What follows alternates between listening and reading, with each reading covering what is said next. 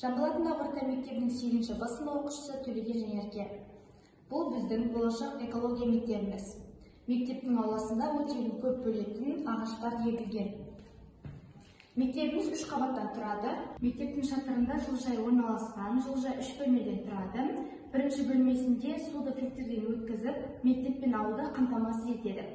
Ал екінші бөлмесінде адамдар көп тұтынатын банан мен жұмыртқаның қабығын араластырып, минералды тыңайтқыштар жасалады. Ал үшінші бөлмесінде минералды тыңайтқыштарды сеуіп, табиғи көкөністер мен жемістерді аламыз, және де асхананы қамтамасыз етеміз. Шатырдың төбесінде күн батареялары орналасқан. Күн батареялары мектепті энергиямен қамтамасыз етеді. Мектебіміздің ауласында жел электр станциясы орналасқан. Жел электр станциясы ауылды электр энергиясымен қамтамасыз етеді. Тәрбие тал бесіктен басталады демекші, мектебіміздің ауласында осындай 4 жәшік орналасқан. Оқушылар өздері тұтынған әрбір затты осы 4 жәшікке сұрыптап салады. Бірінші жәшікте қағаздар, екінші жәшікте әйнектер, үшінші жәшікте пластиктер, төртінші жәшікте металдан жасалады.